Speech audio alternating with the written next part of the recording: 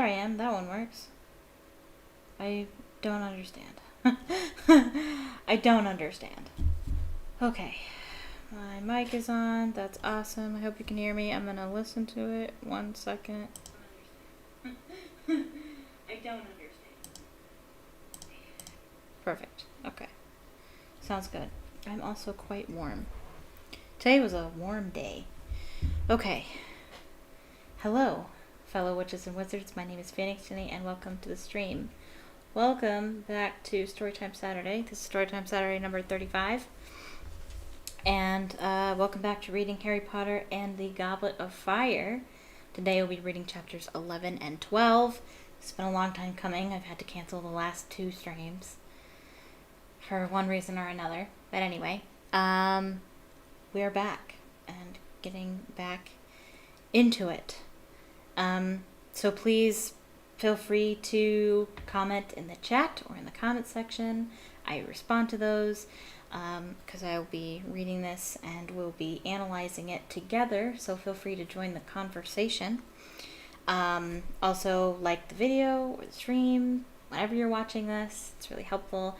And if you like this content, click subscribe. I'm almost to 50 subs. So close. And what I would like to do is I would like to do a special stream or something when that happens. So click subscribe if you're not subscribed already. And turn on notifications so you can be notified the next time I upload and the next time I go live. Upload coming soon, I promise. I know I keep saying that, but honestly, it just takes a lot of work for me. I don't have a whole lot of time to do it, so yeah. And be notified when I go live. So I'll be going live next weekend as well. Not sure when yet, but Friday I'll be playing more Plague Tale Requiem and reading more Harry Potter and the Goblet of Fire. If you'd like to know when I will be streaming, follow me on Twitter, link in the description. Also in the description is my Patreon. If you'd like to support me as a content creator, you can do that there. Also, I am a writer. I write short stories and essays, and you can find that sort of thing there. I post new content every month, though I haven't posted yet for October because I'm working on a spooky Halloween story that is not quite done yet. It's really close. Like, the rough draft is done. I just gotta make some edits, and then I'll post it, hoping to post it this Monday. But I also plan on making a special video for it.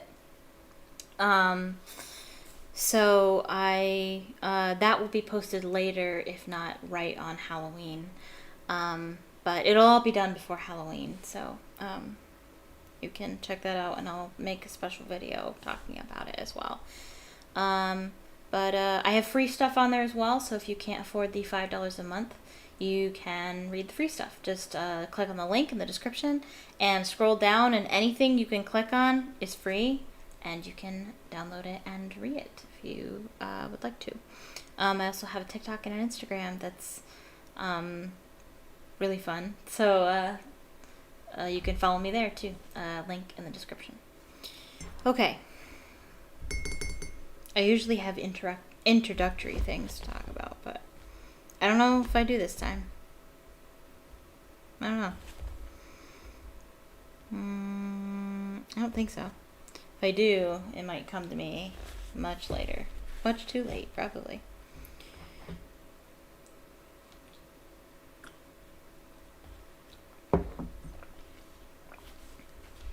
Okay, so last time, 3 weeks ago, we read chapters 9 and 10. And that was the Dark Mark. Chapter 9 was the Dark Mark. That was very long and very interesting. So the Weasleys and Harry woke up to disastrous things happening in the camp. Yeah, Death Eaters. This is the first time we're introduced to the term Death Eater. The Death Eaters are taking over the camp. They're causing a lot of chaos, torturing the Muggles in the camp. And everybody's running and panicking and running away. So Harry and his friends are running into the woods. They run into various characters and contribute to various side plots. They run into Draco Malfoy, who's being a complete jerk and says not nice things about Hermione in particular. And then all of a sudden, they run into Winky the house elf too. And then all of a sudden, they hear a voice in the shadow, cast a spell, and somebody casts a dark mark. And they don't know who it was, but Winky was found with a wand, and at first they accuse her, but then it doesn't make sense that she would do it. So they don't know who has done it, but she still gets fired, essentially. She gets set free by her master, Barty Crouch, because she was caught with a wizard's wand when she's not allowed to have those. And Hermione's very upset. And we're going to hear more about that later. And then chapter 10, Mayhem at the Ministry. I don't remember that chapter very well. They're just talking about the newspaper. They talk about Rita Skeeter and how she's not being super accurate in her article about what happened at the Quidditch World Cup.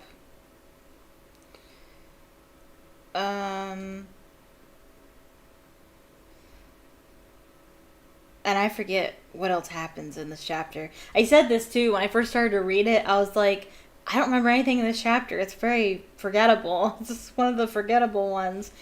And even now, even though I've read it like 2 weeks ago, I don't remember.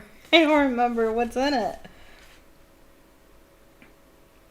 Yeah, Mr. Weasley's been working a lot.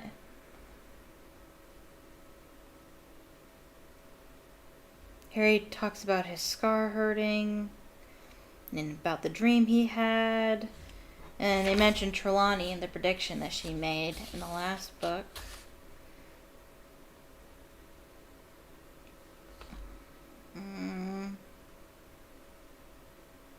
Howlers.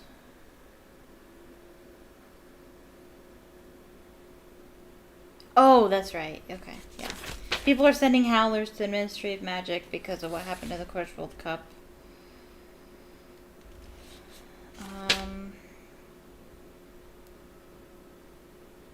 Oh yeah, and you can already just see the divide with Percy. Percy is already distancing himself from the rest of his family with his political views. And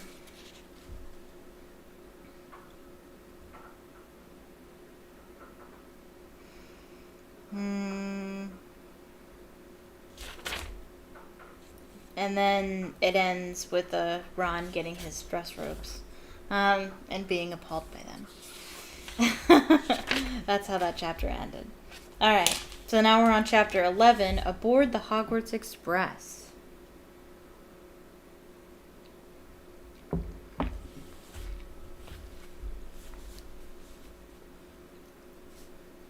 Chapter 11, Aboard the Hogwarts Express.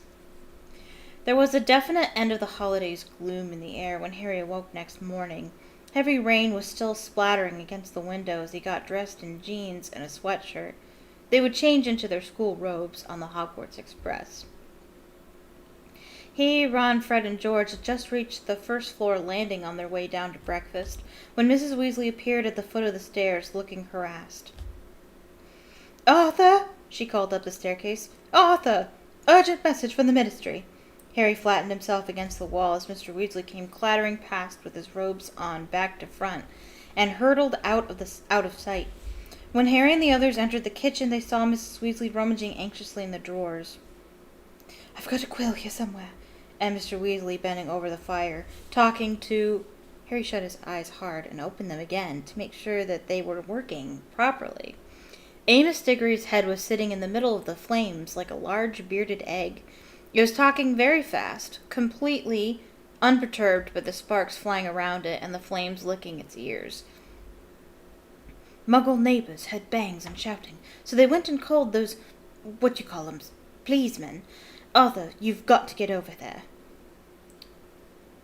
Okay. "Here," said Mrs. Weasley breathlessly, pushing a piece of parchment, a bottle of ink, and a crumpled quill into Mr. Weasley's hands. "It's a real stroke of luck, I've heard about it," said Mr. Diggory's head. I had to come into the office early to send a couple of owls, and I found the improper use of magic law all setting off if Rita Skeeter gets hold of this one, Arthur. What does Mad Eye say happened? Asked Mr. Weasley, unscrewing the ink bottle, loading up his quill, and preparing to take notes. Mr. Diggory's head rolled his eyes. Says he had an intruder in his yard. Says he was creeping toward the house, but he was ambushed by his dustbins. What did the dustbins do? Asked Mr. Weasley, scribbling frantically. Made one hell of a noise and fired rubbish everywhere, as far as I can tell, said Mr. Diggory. Apparently one of them was still rocketing around when the policeman turned up. Mr. Weasley groaned. And what about the intruder? Arthur, you know Mad Eye, said Mr. Diggory's head, rolling its eyes again. Someone creeping into his yard in the dead of night? More likely there's a very shell-shocked cat wandering around somewhere, covered in potato peelings. But if the improper use of magic lock get their hands on Mad Eye, he's had it. Think of his record.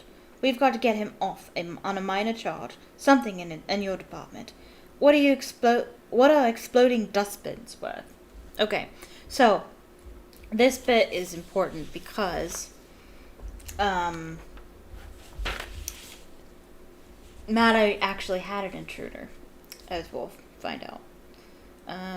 Let me start here and mark this.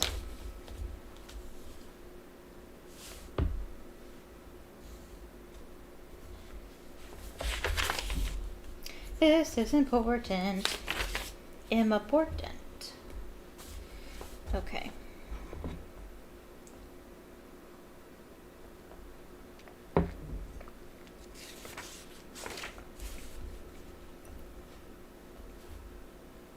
Might be a caution, said Mr. Weasley, still writing very fast, his brow furrowed.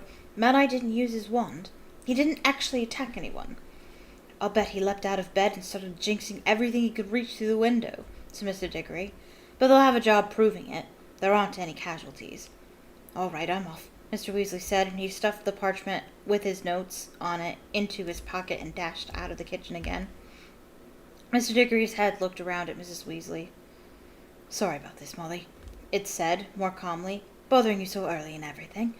But Arthur's the only one who can get Mad Eye off, and Mad Eye's supposed to be starting his new job today. Why he had to choose last night. Never mind, Amos, said Mrs. Weasley. Sure you won't have a bit of toast or anything before you go? Oh, go on, then, said Mr. Diggory. Mrs. Weasley took a piece of buttered toast from a stack on the kitchen table, put it into the fire tongs, and transferred it into Mr. Diggory's mouth. It's so bizarre. Thanks, he said in a muffled voice, and then, with a small pop, vanished. Harry could hear Mr. Weasley calling hurried goodbyes to Bill, Charlie, Percy, and the girls. Yeah, you're kind of not going to see your kids for a year. So, within 5 minutes, he was back in the kitchen, his robes on the right way now, dragging a comb through his hair. I'd better hurry. You have a good time, boys, said Mr. Weasley to Harry, Ron, and the twins, fastening a cloak over his shoulders and preparing to disapparate. Molly, are you going to be all right taking the kids to King's Cross? Of course I will, she said. You just look after Mad Eye. We'll be fine. As Mr. Weasley vanished, Bill and Charlie entered the kitchen. Did someone say Mad Eye? Bill asked. What's he been up to now? He says someone tried to break into his house last night, said Mrs. Weasley. Mad Eye Moody? Said George, thoughtfully, spreading marmalade on his toast. Isn't he that nutter? Your father thinks very highly of Mad Eye Moody, said Mrs. Weasley sternly. Yeah, well, Dad collects plugs, doesn't he? Said Fred quietly as Mrs. Weasley left the room. Birds of a feather. Moody was a great wizard in his time, said Bill. He's an old friend of Dumbledore's, isn't he? Said Charlie. Dumbledore's not what you'd call normal, though, is he? Said Fred. I mean, I know he's a genius and everything. Who is Mad Eye? Asked Harry. He's retired, used to work at the ministry, said Charlie. I met him once when Dad took me in to work with him. He was an aura, one of the best. A dark wizard catcher, he added, seeing Harry's blank look. This is also the first time we've heard the term aura.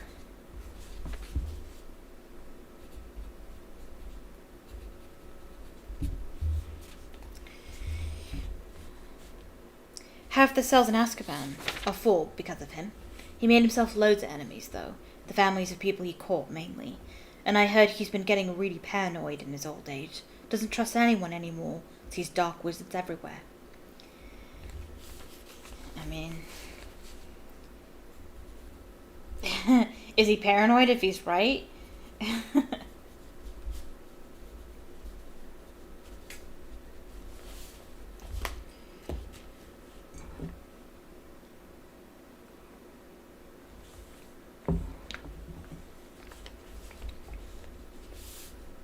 Bill and Charlie decided to come and see everyone off at King's Cross Station. I would. But Percy, apologizing most profusely, said that he really needed to get to work.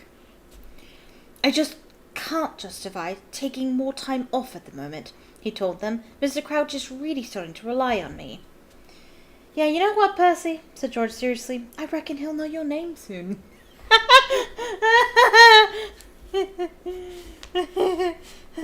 Good to see you, Wallenby. Mrs. Weasley had braved the telephone in the village post office to order 3 ordinary muggle taxis to take them into London. Arthur tried to borrow ministry cars for us, Mrs. Weasley whispered to Harry as they stood in the rain-washed yard, watching the taxi drivers heaving 6 heavy Hogwarts trunks into their cars. But there weren't any to spare. Oh dear, they don't look happy, do they? Harry didn't like to tell Mrs. Weasley that Muggle taxi drivers rarely transported overexcited owls, and Pigwidgeon was making an ear-splitting racket. Nor did it help that a number of Filibuster's fabulous no-heat, wet-start fireworks went off unexpectedly when Fred's trunk sprang open, causing the driver carrying it to yell with fright and pain as Crookshanks clawed his way up the man's leg. The journey was uncomfortable owing to the fact that they were jammed in the back of taxis with their trunks. Crookshanks took quite a while to recover from the fireworks, and by the time they entered London, Harry, Ron, and Hermione were all severely scratched. They were very relieved to get out at King's Cross, even though the rain was coming down harder than ever, and they got soaked carrying their trunks across the busy road and into the station. Harry was used to getting onto platform 9 3/4 by now. It was a simple matter of walking straight through the apparently solid barrier dividing platforms 9 and 10. I actually have my platform 9 3/4 earrings on today. They're kind of hard to see.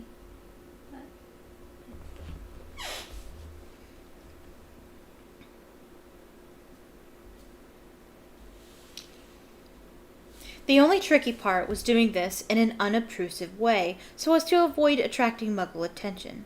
They did it in groups today. Harry, Ron, and Hermione, the most conspicuous since they were accompanied by Pigwidgeon and Crookshanks, went first. They leaned casually against the barrier, chatting unconcernedly, and slid sideways through it. And as they did so, platform 9 3/4 materialized in front of them.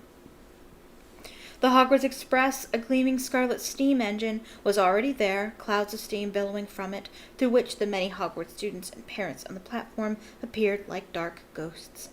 Pigwidgeon became noisier than ever in response to the hooting of many owls through the mist.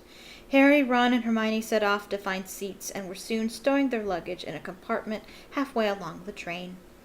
They then hopped back down onto the platform to say goodbye to Mrs. Weasley, Bill, and Charlie. I might be seeing you all sooner than you think. Wink, wonk, said Charlie, grinning as he hugged Ginny. Goodbye. They really like hinting at this thing.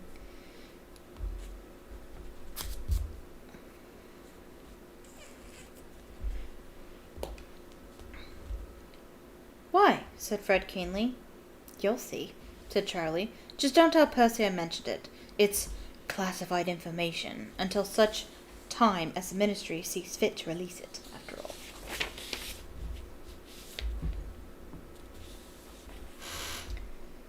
Yeah, I sort of wish I were back at Hogwarts this year, said Bill, hands in his pockets, looking almost wistfully at the train.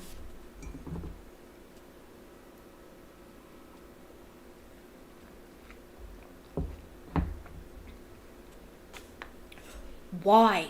Said George impatiently. You're going to have an interesting year. Oh, you don't even know.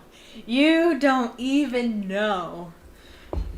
Everyone's going to have an interesting year. You don't even know. Said Bill, his eyes twinkling. I might even get time off to come and watch a bit of it. A bit of what? Said Ron. But at that moment, the whistle blew, and Mrs. Weasley chivied them. Chivied? I think that's how you pronounce that. Them toward the train doors. Thanks for having us to stay, Mrs. Weasley, said Hermione as they climbed on board, closed the door, and leaned out of the window to talk to her. Yeah, thanks for everything, Mrs. Weasley, said Harry. Oh, it was my pleasure, dears, said Mrs. Weasley. I'd invite you for Christmas, but, well, I expect you're all going to want to stay at Hogwarts with what with one thing and another. Wink, wonk, wink, wonk.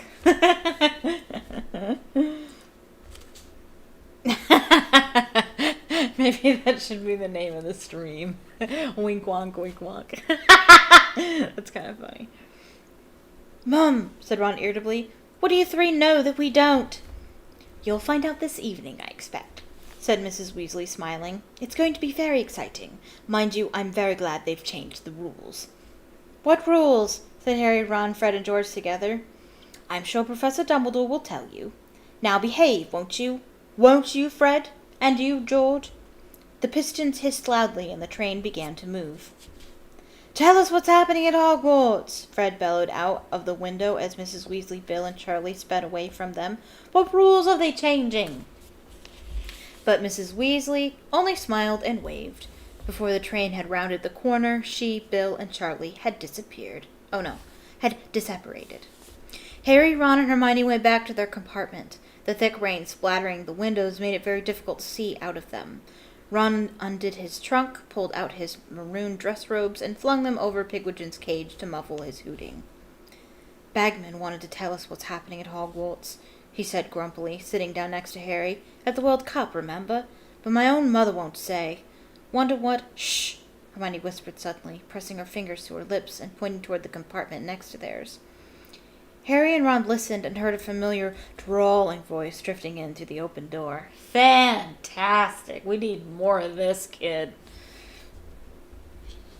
Father actually considered sending me to Durmstrang rather than Hogwarts, you know. He knows the headmaster, you see. Yeah, they're good buddies. Well, you know his opinion of Dumbledore. The man's such a mudblood lover. And Durmstrang doesn't admit that sort of riffraff. But Mother didn't like the idea of me going to school so far away.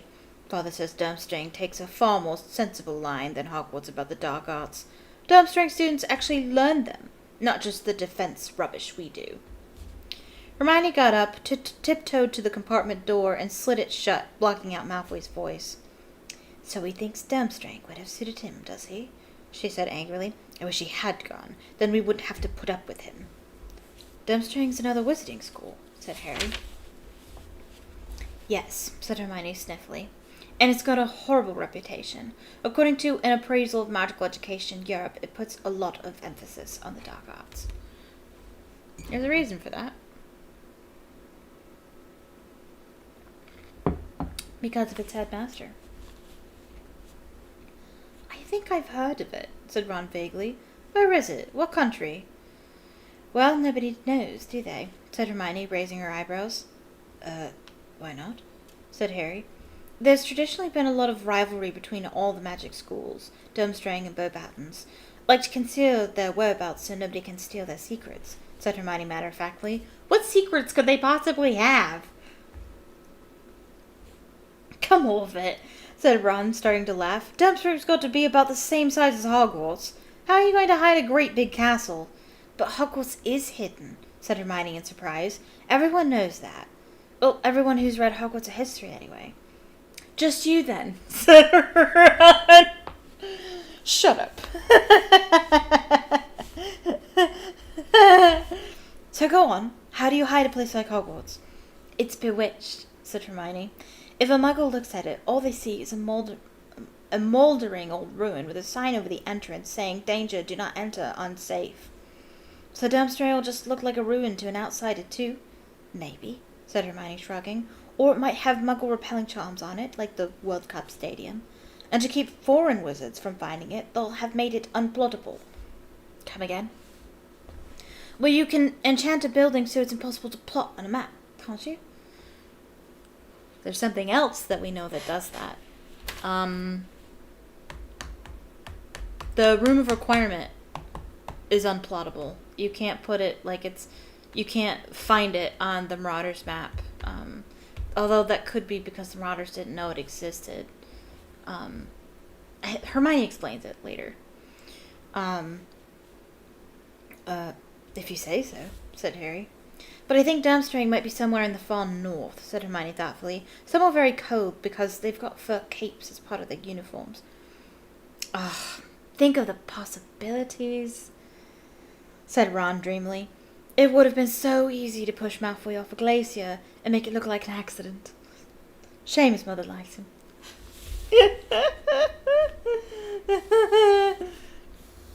Ron's got some bangers this chapter. The rain became heavier and heavier as the train moved farther north. The sky was so dark and the windows so steamy that the lanterns were lit by midday. The lunch trolley came rattling along the corridor, and Harry bought a large stack of cauldron cakes for them to share. Several of their friends looked in on them as the afternoon progressed, including Seamus Finnegan, Dean Thomas, and Neville Longbottom, a round-faced, extremely forgetful boy who had been brought up by his formidable witch of a grandmother. Seamus was still wearing his Ireland rosette. Some of its magic seemed to be wearing off now. It was still squeaking, Troy, Mullet, Moran, but in a very feeble and exhausted sort of way. Hopefully not in a demonic way. After half an hour or so, Hermione, growing tired of the endless Quidditch talk, buried herself once more in the Standard Book of Spells Grade 4 and started trying to learn a summoning charm. That's going to be important later, wink walk, wink walk. That's what I would do. If I were going to Hogwarts, I would be reading my spell books. Like, I would be so interested. Neville listened jealously to the others' conversation as they relived the cup match. What? Gran didn't want to go, he said miserably. Wouldn't buy tickets. It sounded amazing, though. Oh, Gran! Granny Longbottom, why you gotta be so uncool? It was, said Ron. Look at this, Neville.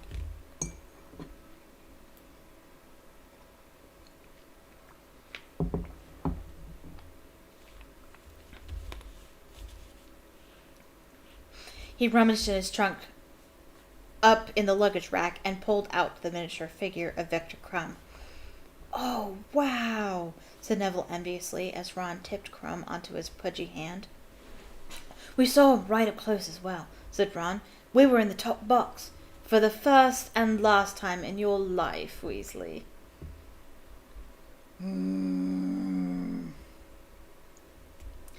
Draco Malfoy had appeared in the doorway. Behind him stood Crabbe and Goyle, his enormous, thuggish cronies, both of whom appeared to have grown at least a foot during the summer. Evidently they had overheard the conversation through the compartment door, which Dean and Seamus had left ajar. Don't remember asking you to join us, Malfoy, said Harry coolly. Weasley, what is that? Said Malfoy, pointing at Pigwidgeon's cage. A sleeve of Ron's dress robes was dangling from it, swaying from with the motion of the train, the moldy lace cuff very obvious. Ron made to stuff the robes out of sight, but Malfoy was too quick for him. He seized the sleeve and pulled. Look at this, said Malfoy in ecstasy, holding up Ron's robes and showing Crabbe and Goyle. Weasley, you weren't thinking of wearing these, were you? I mean, they were very fashionable in about 1890. Eat dung, Malfoy, said Ron, the same color as the dress robes, as he snatched them back out of Malfoy's grip. Malfoy howled with derisive laughter. Crabbe and Goyle guffawed stupidly. So, going to enter, Weasley? Going to try and bring a bit of glory to the family name? There's money involved as well, you know. You'd be able to afford some decent robes if you won. What are you talking about? Snapped Ron. Are you going to enter? Malfoy repeated. I suppose you will, Potter. You never miss a chance to show off, do you? Either explain what you're on about, or go away, Malfoy, said Hermione testily over the top of the Standard Book of Spells Grade 4. A gleeful smile spread across Malfoy's pale face. Don't tell me you don't know, he said delightedly. You've got a father and brother at the ministry and you don't even know? My God, my father told me about it ages ago. Heard it from Cornelius Fudge. But then, father's always associated with the top people at the ministry. Maybe your father's too junior to know about it, Weasley. Yes, they probably don't talk about important stuff in front of him. Laughing once more, Malfoy beckoned to Crabbe and Goyle, and the three of them disappeared. Ron got to his feet and slammed the sliding compartment door so hard behind them that the glass shattered. Oh, jeez. Calm down, Ron. Ron, said Hermione reproachfully, and she pulled out her wand, muttered, Reparo, and the glass shards flew back into a single pane and back into the door. Well, making it look like he knows everything we don't, Ron snarled. Father's always associated with the top people at the ministry. Dad could have got a promotion any time. He just likes it where he is. Of course he does, said Hermione quietly. Don't let Malfoy get to you, Ron. Him? Get to me? As if, said Ron, picking up one of the remaining cauldron cakes and squashing it into a pulp. Ron is just killing it this chapter. It just tickles me so. Ron's bad mood continued for the rest of the journey. He didn't talk much as they changed into their school robes, and was still glowering when Hogwarts... Oh, that's a good word. I never use that word. Glowering. When the Hogwarts Express slowed down at last, and finally stopped in the pitch darkness of Hogsmeade Station.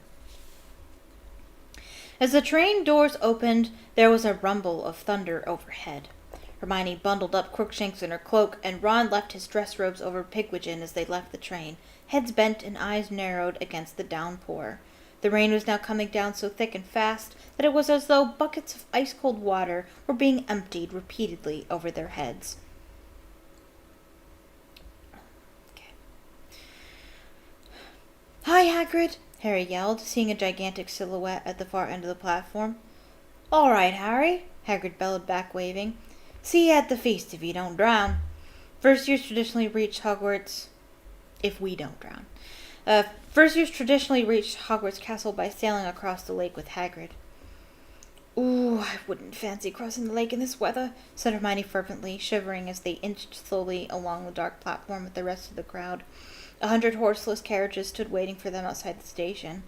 Harry, Ron, Hermione, and Neville climbed gratefully into one of them. The door shut with a snap, and a few moments later, with a great lurch, the long procession of carriages were rumbling and splashing its way up the track toward Hogwarts Castle. I completely forgot to mention, so, when was it? Was it last Friday? Last Friday, Robbie Coltrane passed away. He was the actor who played Hagrid in the films, and it is quite sad. And I wish that I could do a proper tribute. I wouldn't even know how. You know what? Like, honestly, reading this book is a great tribute. I know that he would be happy to know that people are still getting joy out of the books and the movies, and getting joy out of the book series that he was so intimately a part of. I completely forgot. Sometimes I completely forget it, and then it just hits me. Like, I forgot until I read, Hagrid, it just hit me. It's so... Like, I just think about that scene that's in Harry Potter and the Chamber of Secrets, the movie. It's not in the book. Where Hagrid bursts into the hall because he's back, and, and Hagrid's thanking Harry, Ron, and Hermione for helping him get out of Azkaban, and then Harry stands up and he says, "There's no Hogwarts without you, Hagrid." And I can't think about that without tearing up anymore. It's so sad.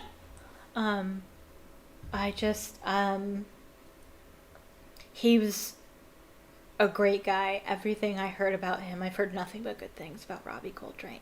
He's had an illustrious career, and he's been so kind and so well loved. And like, Hagrid's like a favorite character, and he just mastered it. He mastered that role. Nobody could do that role like he did. And yeah, no, I've shed some tears over him. I'll admit, I didn't shed as many tears over him as much as I did for Alan Rickman. Alan Rickman was a bit of a shock. Because so few people knew that he was dying. I always had, I don't know that we know that Robbie Coltrane was suffering, and I don't know what he died of either, but I wonder if we should look that up. I don't know if I want to, if I'm honest.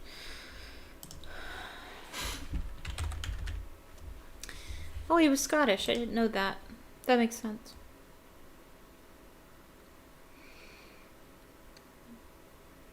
Yeah. Yeah, he died October 14th at Forth Valley Royal Hospital.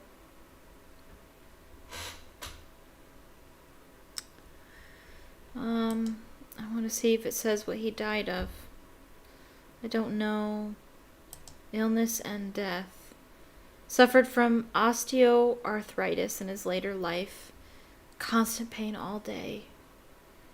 And he's been in a wheelchair since 2019. He was ill for 2 years prior to his death. Well, I'd like to think that he's not suffering anymore. That's what I'd like to think. I don't know what the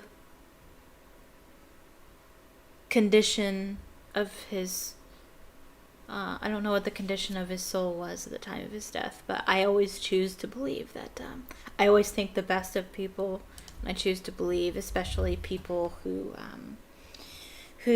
are dying, they tend to think of their own mortality because they're dying, and that's when they start to think about God and start to think about the afterlife. And if you're unaware, I am a devout Christian, and so I do believe in an afterlife, and I believe that you need to accept Jesus Christ as your Lord and Savior in order to have the best afterlife option. And so I don't know what he believed, but I choose to believe that he is in the best place right now.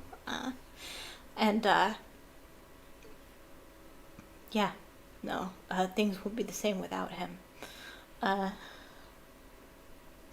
feel like there's something else I wanted to say about him. Oh yes, I think he knew he was dying.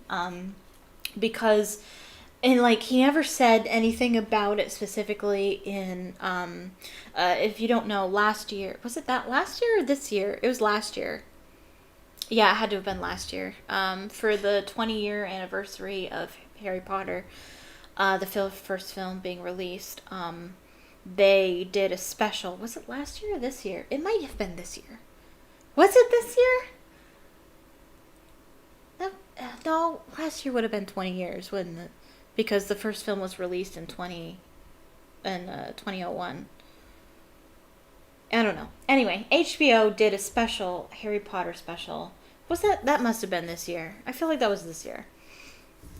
Was it this? I don't know. Anyway, they did a special, HBO did a special on, Harry Potter in the films, and they did like a 2-hour special or something like that. I watched it. I got a subscription for HBO just to watch that, and then I canceled it, pretty much. And then he was on it, and he said, and he talked about the longevity of the series and how prolific it is, and how it will stand the test of time, how 20 years later, it's still really popular, and fans still love it, and fans are passing it on to their children, and their children love it. And he said that he's so happy, honored to be part of something that big. And he said that that he won't always be around, but that Hagrid will. And I just love that so much. And the moment he said that, I was like, is he dying? I always thought that it was going to be Maggie Smith that was going to be next. And now, like, everybody, like, I feel like the whole magic community is just like, everybody just surround Maggie Smith. We can't lose her too, you know? So it's like, I feel like she's the next to go. And we don't want anybody to go. We want everybody to last. But they just won't. They won't. But anyway, we're grateful to him and his performance and his generosity and his kindness. So I'm actually going to take a moment of silence for him because I don't really honestly know what else to do. So we're going to sit for about a minute in silence and just think about him and remember him. And we're going to do that right now.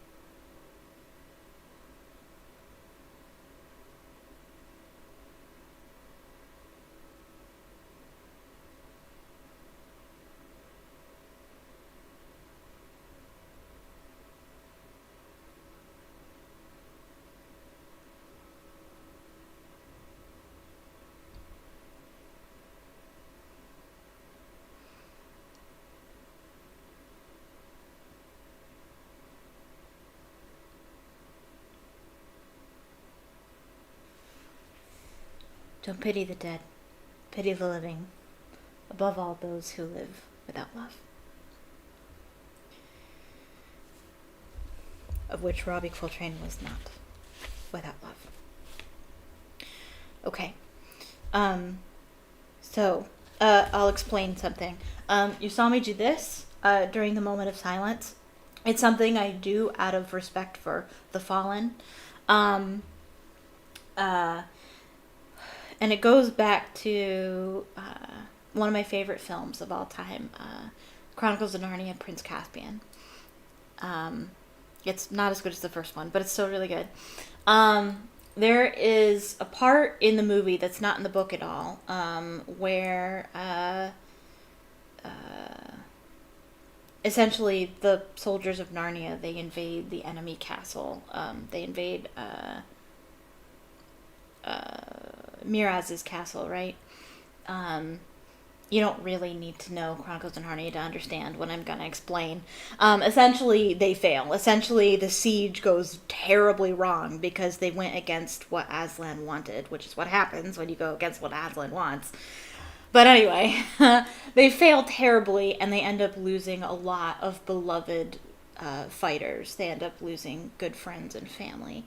And so, when they're coming back to Aslan's How, one of the captains, the head centaur, he makes eye contact with one of the wives who lost, her husband was lost in the battle. And she looks at him because she doesn't know what has happened yet. She looks at him. She's already crying because she can't see him. She looks at the captain with this look on her face, and she gets confirmation from him. And what he does is he looks at her and he does this, meaning he died. But I also take it to mean, even though it's not explained at all, I take it to mean that he died valiantly. And so that's what I do. Sorry, I'm getting really teary-eyed. This is really sad. But anyway, that's what that was. Okay, but I'm going to take a 15-minute intermission. That was actually a pretty short chapter. I remember it being much longer. But I will take a 15 intermission, then we will come back and read chapter 12. The Triwizard tournament. So now all the wink wonks will make sense. Okay, but please feel free to talk in the chat or in the comment section down below. Like the video and click subscribe. Turn on notifications so you can be notified the next time I upload and the next time I go live. I will be going live next weekend. If you want to know when, follow me on Twitter, link in the description. And also in the description is my Patreon if you'd like to support me as a content creator, or if you'd like to read my writing. I have free stuff on there as well if you can't afford to become a patron. And I also have an Instagram and a TikTok, link in the description. And I will be right back.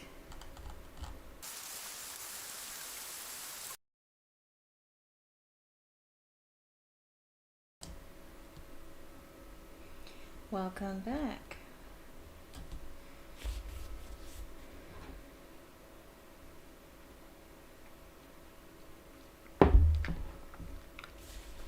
Okay. Chapter 12. The Triwizard Tournament.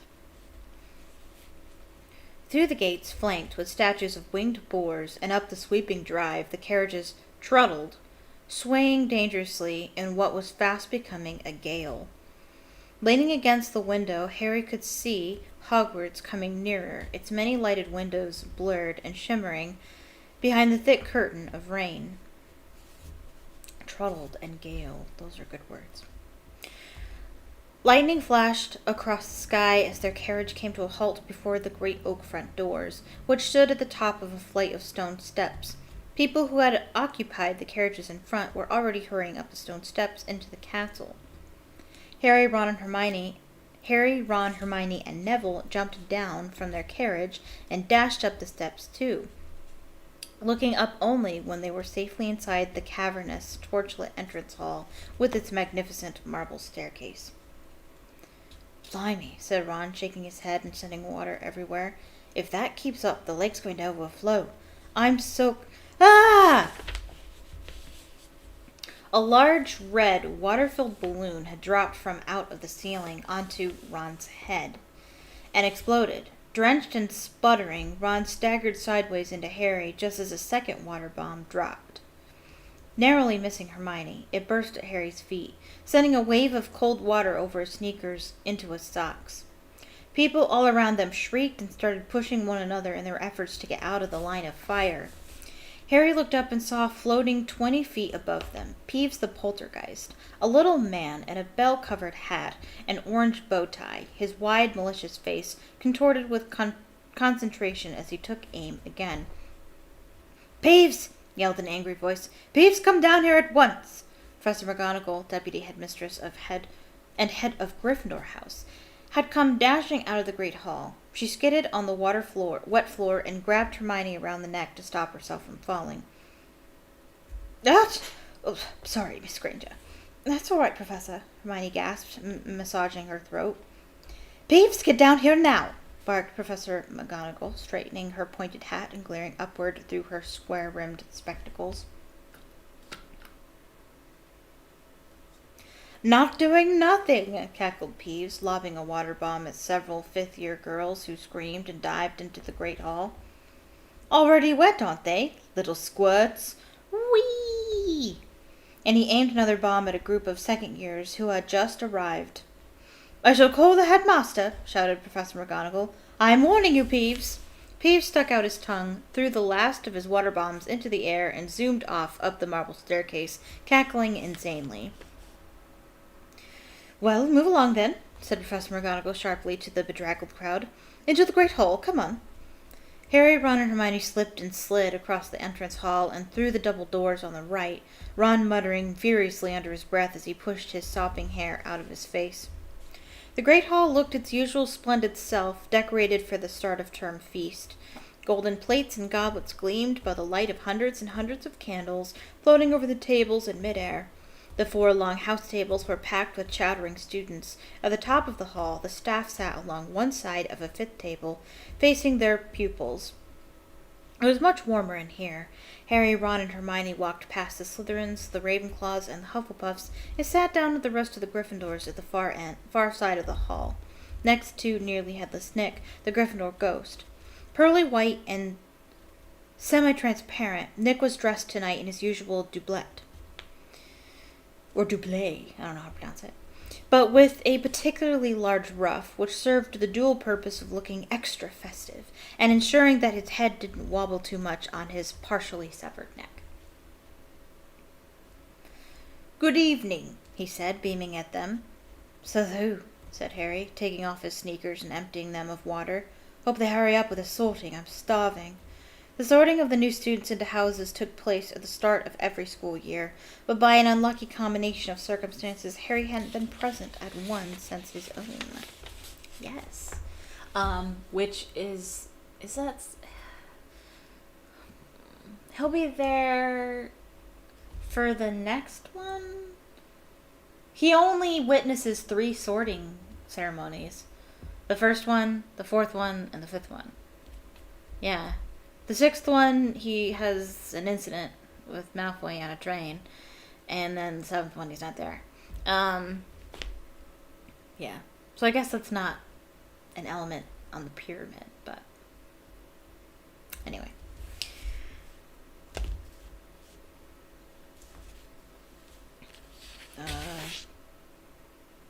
Oh, I didn't finish.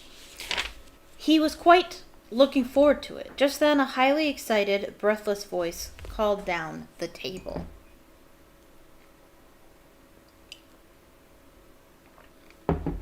Whoops.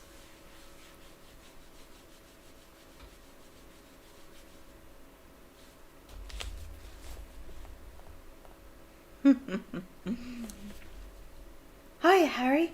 It was Colin Creevey, a 3rd year to whom Harry was something of a hero. "Hi, Colin," said Harry warily. "Harry, guess what? Guess what, Harry? My brother's starting. My brother Dennis." Good," said Harry.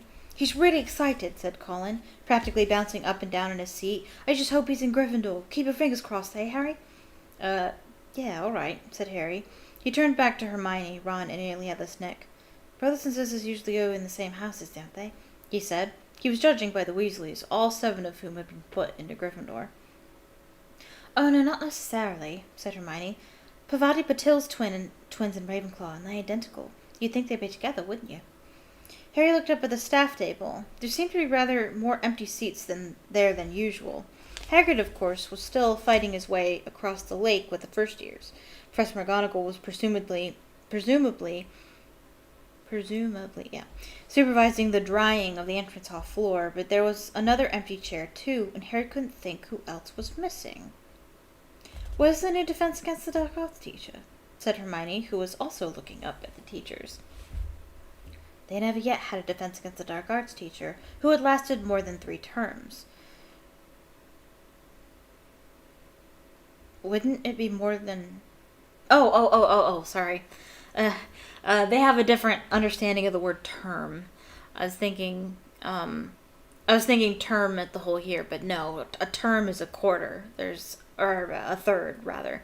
There's 3 terms per year. There's the fall term, the winter term, and the spring term. Or is it... Yeah. No, that's right. Harry's favorite, by far, had been Professor Lupin, who had resigned last year. He looked up and down the staff table. There was definitely no new face there. "Maybe they couldn't get anyone," said Hermione, looking anxious. Harry scanned the table more carefully. Tiny little Professor Flitwick, the charms teacher, was sitting on a large pile of cushions beside Professor Sprout, the herbology teacher, whose hat was askew over her flyaway gray hair. She was talking to Professor Sinistra of the astronomy department. On Professor Sinistra's other side was the sallow-faced, hook-nosed, greasy-haired potions master, Snape, Harry's least favorite person at Hogwarts. Harry's loathing of Snape was matched only by Snape's hatred of him, a hatred which had, if possible, intensified last year when Harry had helped Sirius escape right under Snape's overlarge nose. Snape and Sirius had been enemies since their own school days. On Snape's other side was an empty seat, which Harry guessed was Professor McGonagall's. Next to it, and in the very center of the table, sat Professor Dumbledore, the headmaster, his sweeping silver hair and beard shining in the candlelight.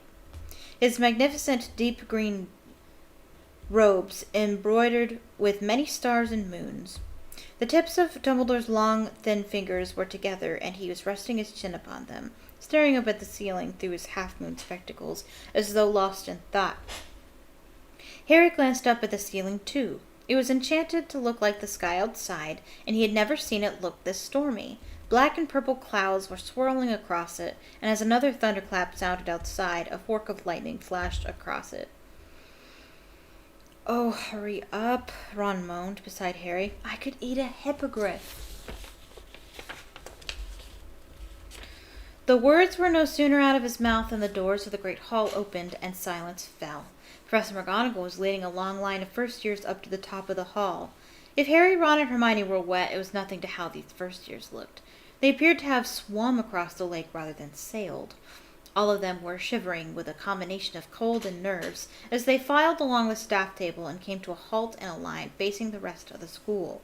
All of them except the smallest of the lot, a boy with mousy hair who was wrapped in what Harry recognized as Hagrid's moleskin overcoat. The coat was so big for him that it looked as though he were draped in a furry black circus tent. His small face protruded from under the collar, looking almost painfully excited.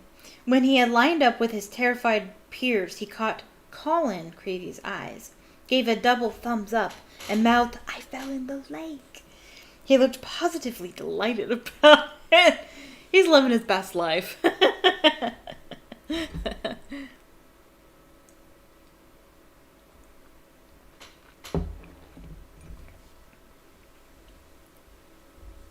Professor McGonagall now placed a four-legged stool on the ground before the first years, and, on top of it, an extremely old, dirty, patched wizard's hat. The first years stared at it, so did everyone else. For a moment there was silence, then a long tear near the brim opened wide like a mouth, and the hat broke into song. 1,000 years or more ago, when I was newly sown, there lived 4 wizards of renown, whose names are still well known. Bold Gryffindor from Wild Moor, fair Ravenclaw from Glen, sweet Hufflepuff from Valley Broad, shrewd Slytherin from Fen. They shared a wish, a hope, a dream. They hatched a daring plan to educate young sorcerers. Thus Hogwarts School began. Now each of these 4 founders formed their own house for each, did value different virtues in the ones they had to teach. Like Gryffindor the bravest were, prized far beyond the rest, for Ravenclaw the cleverest would always be the best. For Hufflepuff hard workers were, most worthy of admission, and power-hungry Slytherin loved those of great ambition. While still alive they did divide their favorites from the throng, yet how to pick the worthy ones when they were dead and gone? 'Twas Gryffindor who found the way, he whipped me off his head. The founders put some brains in me, so I could choose instead. Now slip me snug about your ears, I've never yet been wrong. I'll have a look inside your mind and tell where you belong. The great hall rang with applause as the Sorting Hat finished. Very well done. He has all year to think of that.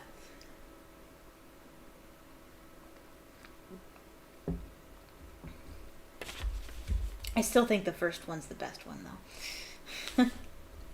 That's not the song I sang when I sorted us, said Harry, clapping along with everyone else. Sings a different one every year, said Ron. It's got to be a pretty boring life, hasn't it, being a hat? But I suppose it spends all year making up the next one. Professor McGonagall was now unrolling a large scroll of parchment. When I call out your name, you'll put on the hat and sit on the stool, she told the first years. When the hat announces your house, you will go and sit at the appropriate table. Ackerley Stewart. The boy walked forward, visibly trembling from head to foot, picked up the sorting hat, put it on, and sat down on the stool. Ravenclaw, shouted the hat. Stewart Ackerley took off the hat and hurried into a seat at the Ravenclaw table, where everyone was applauding him. Sorry. Harry caught a glimpse of Cho, the Ravenclaw seeker, cheering Stewart Ackerley as he sat down. Yeah, Cho-Chang gives me a visceral reaction. She's my least favorite character. Okay, that's not fair. She's at the bottom of the list. Let's be fair. For obvious reasons, if you know me. Maybe? I don't know. See, I like Ginny. I don't like Cho. I guess. I don't know. I don't know what it is about Cho. I just don't like her, okay? She's one of those girls that I'm just like, no. Ugh. Bleh. Anyway, sorry.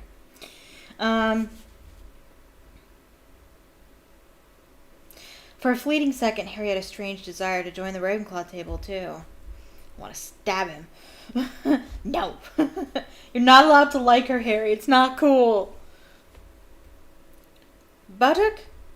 Malcolm. Slytherin. The table on the other side of the hall erupted with cheers. Harry could see Malfoy clapping as Baddock joined the Slytherins. Harry wondered whether Baddock knew that Slytherin House had turned out more dark wizards and witches and wizards than any other. Fred and George hissed Malcolm Baddock as he sat down. Branstone, Eleanor. Hufflepuff. Caldwell, Owen. Hufflepuff. Creevy, Dennis. Tiny Dennis Creevy staggered forward, tripping over Hagrid's moleskin, just as Hagrid himself sidled into the hall through a door behind the teacher's table. About twice as tall as a normal man and at least 3 times as broad, Hagrid, with his long, wild, tangled black hair and beard, looked slightly alarming. A misleading impression, for Harry, Ron, and Hermione knew Hagrid to possess a very kind nature. He winked at them as he sat down at the end of the staff table and watched Dennis Creevy putting on the sorting hat. The rip at the brim opened wide. "Gryffindor!" the hat shouted. Hagrid clapped along with the Gryffindors as Dennis Creevy, beaming widely, took off the hat, placed it back on the stool, and hurried over to join his brother.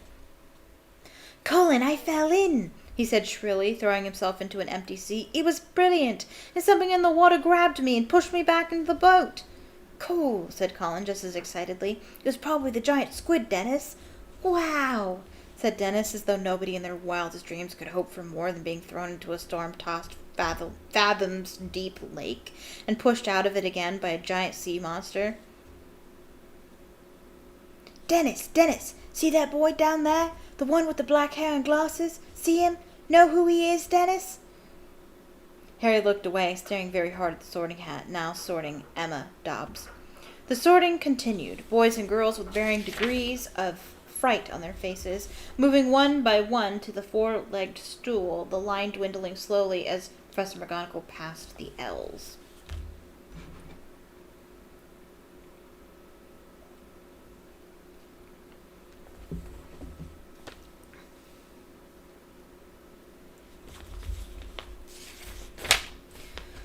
"Oh, hurry up," Ron moaned, massaging his stomach. "Now, Ron, the sorting's much more important than food," said Nearly Headless Nick as Madly Laura became a Hufflepuff. "Course it is if you're dead," snapped Ron. "I do hope this year's batch of Gryffindors are up to scratch," said Nearly Headless Nick, applauding as McDonald Natalie joined the Gryffindor table. Is that her? No, I don't think that's her. Where is it? That might actually be her.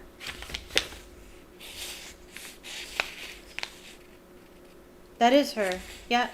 Okay. As McDonald Natalie joined the Gryffindor table. "We don't want to break our winning streak, do we?" Gryffindor had won the Inner House Championship for the last 3 years in a row. Okay, so Natalie McDonald, there's actually an interesting story about Natalie. So way back when this book was being written, J.K. Rowling was, as you can imagine, very famous and very popular. A very popular charity existed, and I think still exists, called the Make-A-Wish Foundation. And it is a charity that allows children with terminal illnesses to experience their dreams because they're dying and they won't get a chance to do the things that they want to do the way that, children who grow into adulthood do. So they try to give them their heart's desire. And they usually desire pretty big things like meeting celebrities and the like.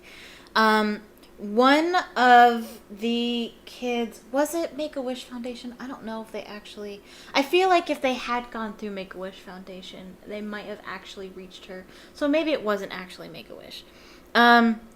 But anyway, this Natalie, regardless, Natalie MacDonald was dying. She was a terminally ill child, and J.K. Rowling has a special soft spot for children.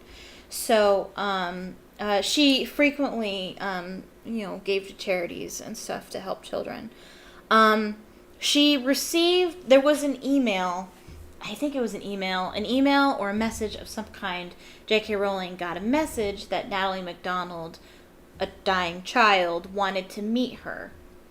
I imagine that if it went through Make-A-Wish, it would have gotten to her sooner, but in any case, J.K. Rowling didn't see the message until too late, because I imagine she was getting a lot of messages. I think this is what happened.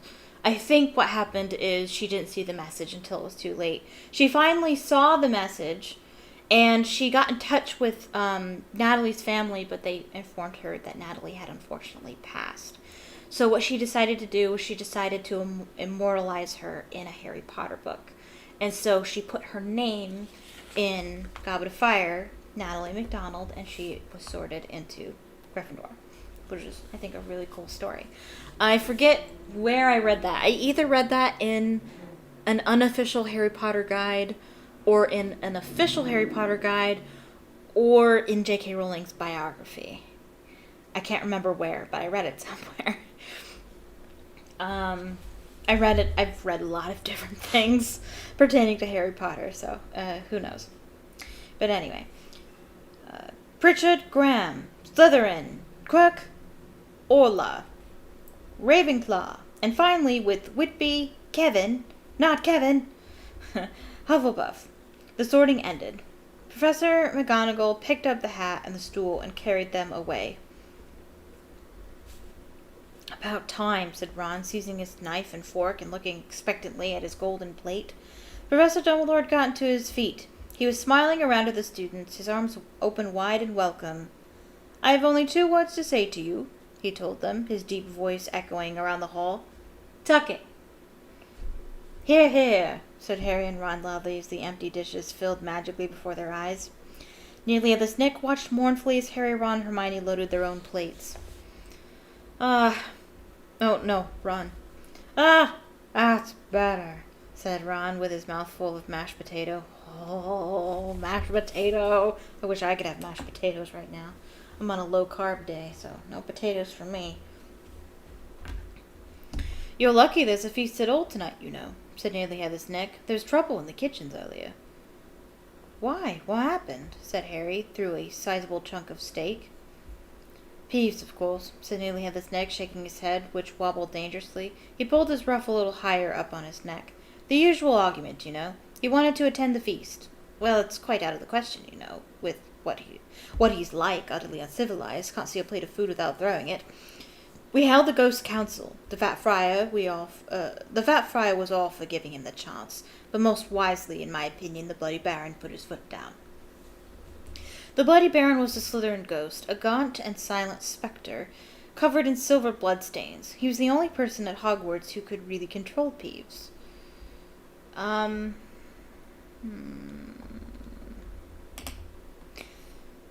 Yeah, we thought Peeves seemed hacked off about something, said Ron darkly. So what did he do in the kitchens? Oh, the usual, said Nearly Heather's Nick, shrugging. Wreaked havoc and mayhem. Pots and pans everywhere. Place swimming in soup. Terrified the house elves out of their wits. Clang! Hermione had knocked over her golden goblet. Pumpkin juice spread steadily over the tablecloth, staining several feet of white linen orange, but Hermione paid no attention. There are house elves here? She said, staring, horror-struck, at Nearly Heather's Nick. Here at Hogwarts? Certainly, said Nearly Heather's Nick, looking surprised at her reaction.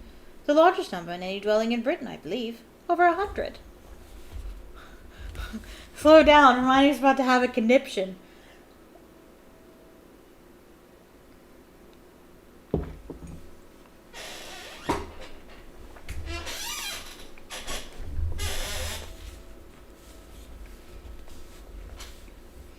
I've never seen one, said Hermione. Well, they hardly ever leave the kitchen by day, do they? Said Nearly Heather's Nick. They come out at night to do a bit of cleaning, see to the fires and so on. I mean, you're not supposed to see them, are you? That's the mark of a good house elf, isn't it? That you don't know it's there? Hermione stared at him. "But they get paid," she said. "They get holidays, don't they? And sick leave and pensions and everything." Nearly's neck chortled so much that his ruff slipped and his head flopped off, dangling on the inch or so of ghostly skin and muscle that still attached it to his neck. "Sick leave and pensions," he said, pushing his head back onto his shoulders and securing it once more with his ruff. "House elves don't want sick leave and pensions." Hermione looked down at her hardly touched plate of food, then put her knife and fork down upon it and pushed it away from her. "Oh, come on, Hermione," said Ron, accidentally spraying Harry with bits of Yorkshire pudding. "Oops. Sorry, Harry." He swallowed. "You won't get them sick leave by starving yourself." "Slave labor," said Hermione, breathing hard through her nose. "That's what made this dinner.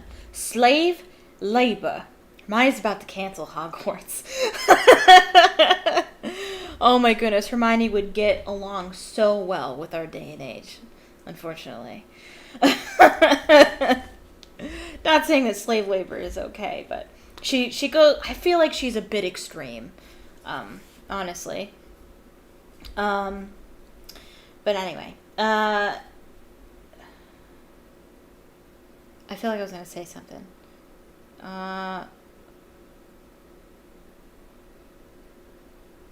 I was gonna say something. I forget what it was. And she refused to eat another bite. The rain was still drumming heavily against the high, dark glass. Another clap of thunder shook the windows, and the stormy ceiling flashed, illuminating the golden plates as the remains of the first course vanished and were replaced instantly with puddings. "Treacle tart, Hermione," said Ron, deliberately wafting its smell toward her. "Spotted Dick, look! Chocolate gâteau!" But Hermione gave him a look so reminiscent of Professor McGonagall that he gave up. When the puddings, too, had been demolished, and the last crumbs had faded off the plates, leaving them sparkling clean, Albus Dumbledore got to his feet again. The buzz of chatter filling the hall ceased almost at once, so that only the howling wind and pounding rain could be heard. "So," said Dumbledore, smiling around at them all, "now that we are all fed and watered," said Hermione, "I must once more ask for your attention, while I give out a few notices. Mr. Phillips, the caretaker, has asked me to tell you that the list of objects forbidden inside the castle has this year been extended to including screaming yo-yos, faint Visbys, and ever-bashing boomerangs. The full list comprises some 437 items, I believe, and can be viewed at Mr. Phillips' office if anybody would like to check it." The corners of Dumbledore's mouth twitched. He was like, "Yeah, right." He continued, "As ever, I would like to remind you that the forest on the grounds is out of bounds to students, as is the village of Hogsmeade to all below 3rd year. It is also my painful duty to inform you that the Inter-House Quidditch Cup will not take place this year." "What?" Yeah. Harry gasped. "Yeah, that one time that you won the Quidditch Cup, that's the only time you're gonna win it." Sorry, Harry. Because Quidditch is pretty much going to take a back seat for the rest of the books. "What?" Harry gasped. He looked around at Fred and George, his fellow members of the Quidditch team. They were mouthing soundlessly at Dumbledore, apparently too appalled to speak. Dumbledore went on. "This is due to an event that will be starting in October." Hey, it's October! "And continuing throughout the school year, taking up much of the teacher's time and energy.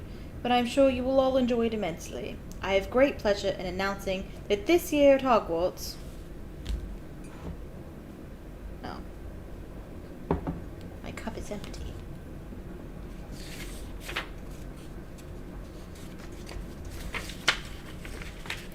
I know, I'm keeping you on edge. What's he gonna say? But at that moment there was a deafening rumble of thunder and the doors of the great hall banged open. A man stood in the doorway, leaning upon a long staff shrouded in a black traveling cloak. Every head in the great hall swiveled toward the stranger, suddenly brightly illuminated by a fork of lightning that flashed across the ceiling.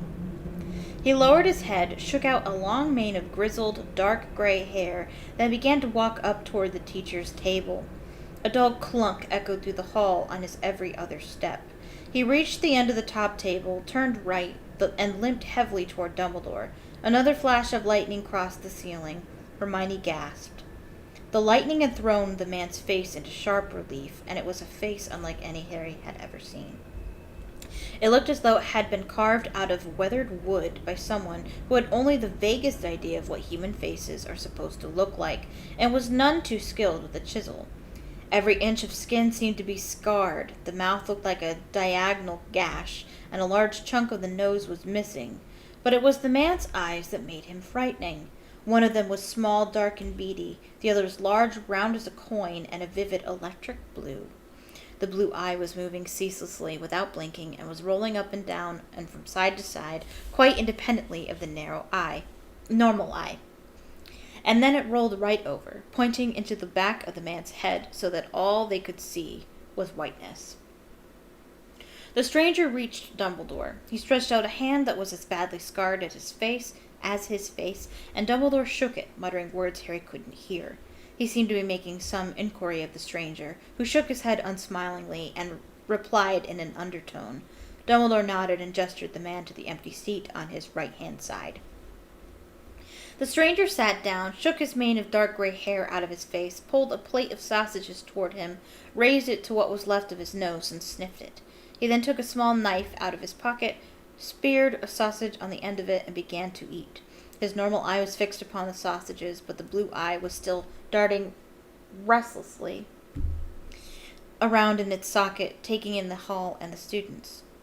"May I introduce our new Defense Against the Dark Arts teacher," said Dumbledore brightly into the silence. "Professor Moody."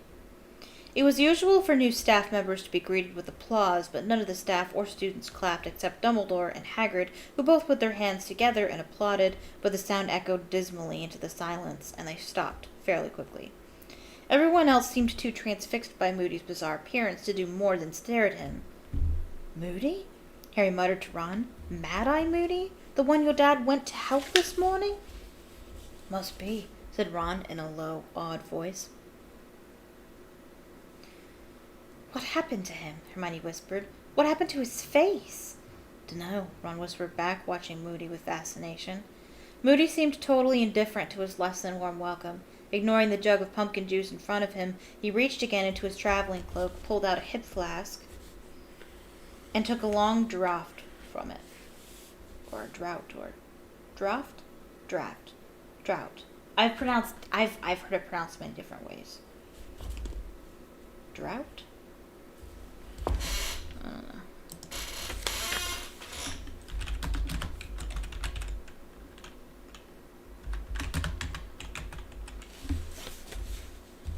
Yeah, that has to be.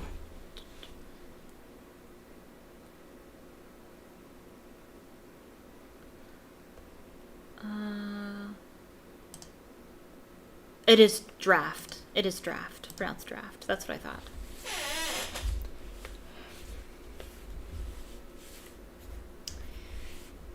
As he lifted his arm to drink, his cloak was pulled a few inches from the ground, and Harry saw below the table several inches of carved wooden leg, ending in a clawed foot. Yes, that hip flask is very important. Dumbledore cleared his throat. "As I was saying," he said, smiling at the sea of students before him, all of whom were still gazing transfixed at Mad-Eye Moody, "we are here to have the honor of hosting a very exciting event over the coming months. An event that has not been held for over a century. It is my very great pleasure to inform you that the Triwizard tournament will be taking place at Hogwarts this year." "You're joking!" said Fred Weasley loudly. The tension that had filled the hall ever since Moody's arrival suddenly broke. Nearly everyone laughed, and Dumbledore chuckled appreciatively. "I am not joking, Mr. Weasley," he said, "though now that you mention it, I did hear an excellent one over the summer about a troll, a hag, and a leprechaun, who all go into a bar." Professor McGonagall cleared her throat loudly. But maybe this is not the time." "No," said Dumbledore. "Where was I? Ah, yes, the Triwizard tournament. Well, some of you will not know what this tournament involves, so I hope those who do know will forgive me for giving a short explanation and allow their attention to wander freely." And allow their Dumbledore's great. The Triwizard tournament was first established some 700 years ago as a friendly competition between the three largest European schools of wizardry, Hogwarts, Beauxbatons, and Durmstrang. A champion was selected to represent each school, and the three champions competed in 3 magical tasks. The schools took it in turns to host the tournament once every 5 years, and it was generally agreed to be a most excellent way of establishing ties between young witches and wizards of different nationalities, until that is the death toll mounted so high that the tournament was discontinued. Death toll? Hermione whispered, looking alarmed, but her anxiety did not seem to be shared by the majority of students in the hall. Many of them were whispering excitedly to one another, and Harry himself was far more interested in hearing about the tournament than in worrying about deaths that had happened hundreds of years ago. And who cares? Did you just hear me? I just said somebody died.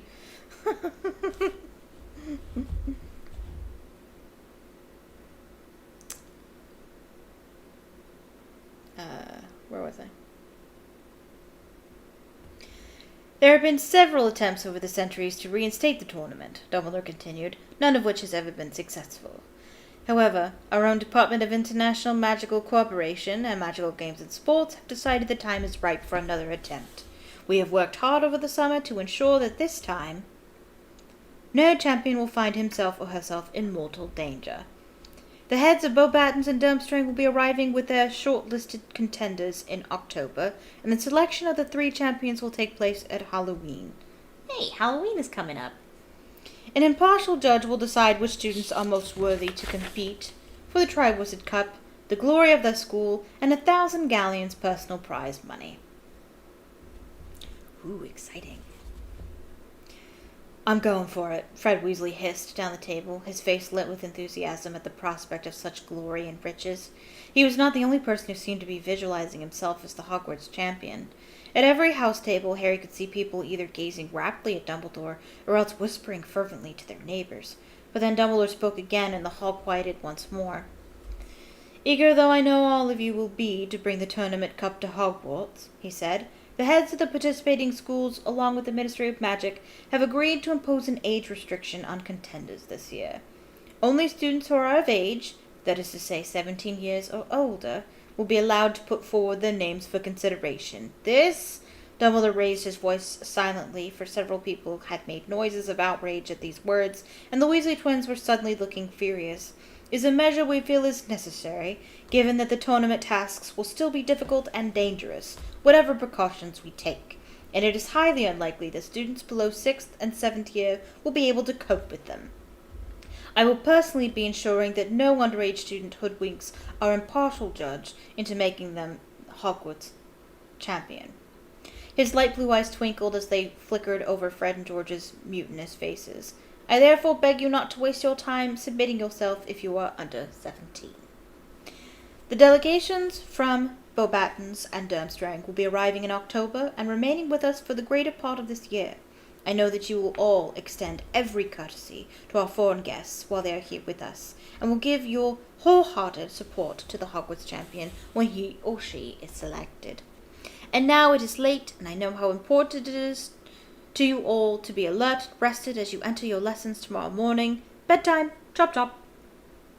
Dumbledore sat down again and turned to talk to Mad-Eye Moody. There was a great scraping and banging as all the students got to their feet and swarmed toward the double doors into the entrance hall. They can't do that, said George Weasley, who had not joined the crowd moving toward the door but was standing up and glaring at Dumbledore. We're 17 in April! Why can't we have a shot? They're not stopping me from entering, said Fred stubbornly, also scowling at the top table.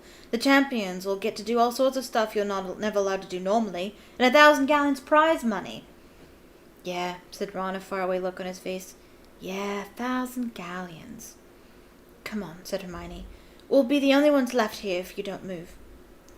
Harry, Ron, Hermione, Fred, and George set off for the entrance hall. Fred and George debated the ways in which Dumbledore might stop those who were under 17 from entering the tournament.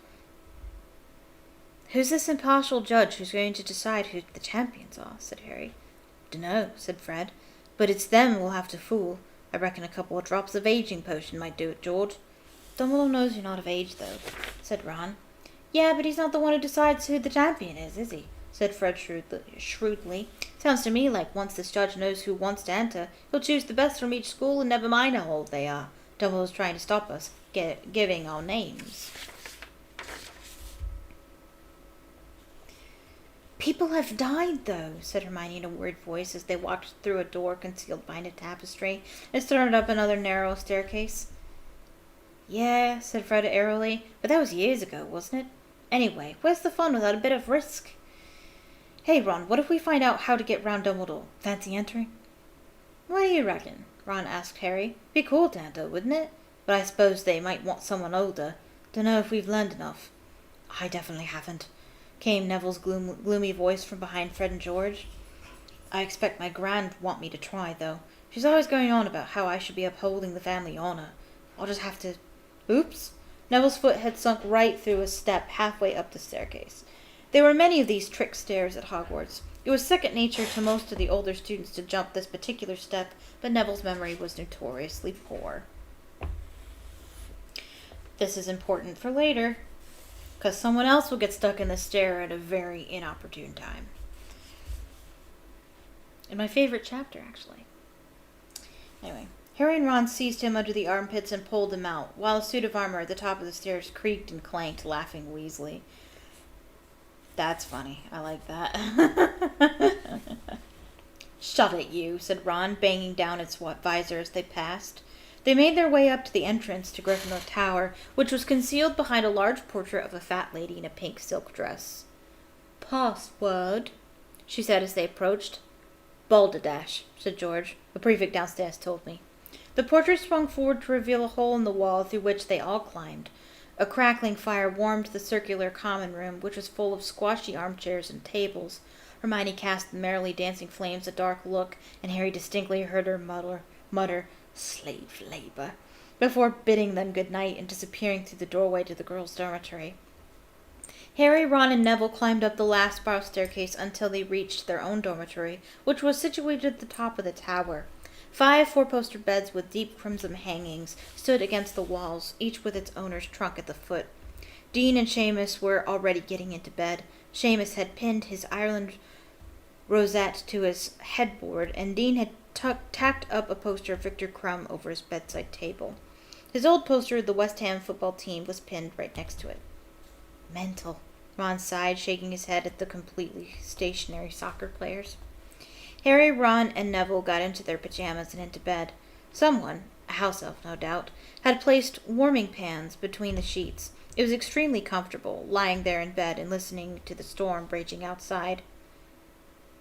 I might go for it, you know, Ron said sleepily through the darkness. If Fred and George find out how to. The tournament. You never know, do you? Suppose not. Harry rolled over in bed, a series of dazzling new pictures forming in his mind's eye. He had hoodwinked the impartial judge into believing he was 17. He had become Hogwarts champion. He was standing on the grounds, his arms raised in triumph in front of the whole school, all of whom were applauding and screaming. He had just won the Triwizard tournament. Cho's face stood out particularly clearly in the blurred crowd, her face glowing with admiration. Harry grinned into his pillow, exceptionally glad that Ron couldn't see what he could. Yeah, about this. I'm just gonna put, yeah, no. This isn't gonna work out the way you envision, not even close.